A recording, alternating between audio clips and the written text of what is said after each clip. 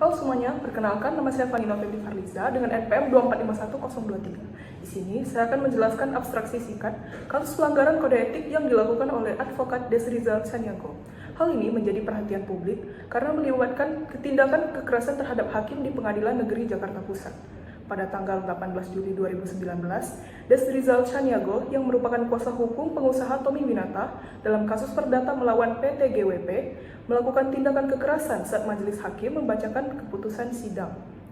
Desrizal berdiri dari kursinya, melepas ikat pinggang dan mengayunkannya ke arah majelis hakim.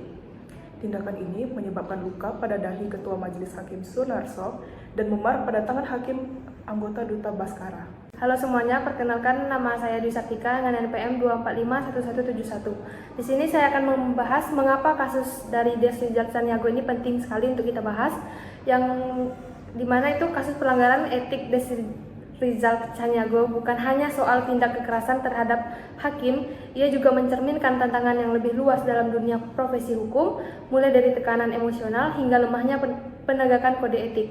Membahas kasus ini penting untuk meningkatkan kesadaran tentang standar perilaku profesional di lingkungan kerja dan memperkuat kepercayaan publik terhadap sistem peradilan serta mendorong reformasi yang lebih baik dalam pengelolaan profesi advokat Indonesia.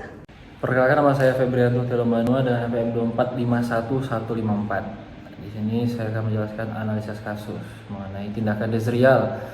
Tindakannya yang memenuhi unsur tindak pidana sebagaimana diatur dalam pasal 212 KUHP melawan pejabat yang menjalankan tugas sah dan pasal 351 ayat 1 KUHP penganiayaan ringan.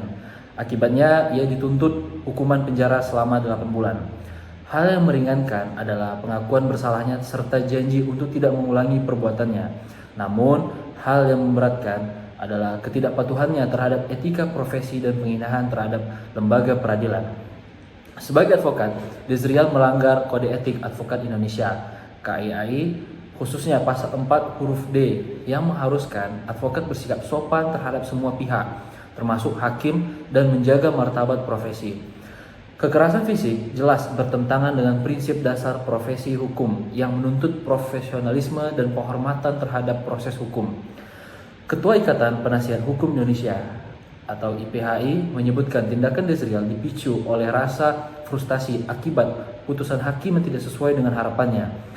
Frustasi ini dianggap manusiawi, tetapi seharusnya dapat dicegah jika advokat mematuhi kode etik profesinya.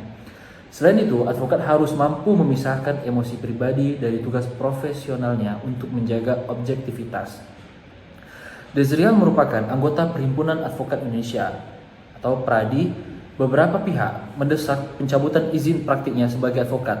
Namun berdasarkan pasal 10 ayat 1 Undang-Undang Nomor 18 Tahun 2003 tentang advokat, pencabutan izin hanya dapat dilakukan jika advokat dijatuhi pidana dengan ancaman hukuman minimal 4 tahun atau lebih. Karena Desrizal hanya dijatuhi hukuman 6 bulan penjara, izin praktiknya tidak dicabut. Dewan Kehormatan Pradi pun tidak memberikan saksi pemberhentian tetap. Perkenalkan, nama saya Suni Hati dengan NPM 2451170. Dari kasus ini kita dapat mempelajari pentingnya integritas dan pengendalian diri dalam profesi hukum.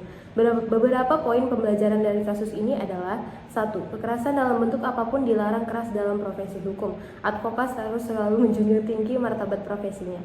2. Advokat harus mampu menerima putusan pengadilan dengan sportif dan tidak membawa masalah pribadi ke dalam ruang sidang. 3. Kasus ini menjadi momentum bagi organisasi advokat seperti PRADI untuk memperkuat pengawasannya dan penegakan kode etik guna mencegah insiden serupa di masa depan.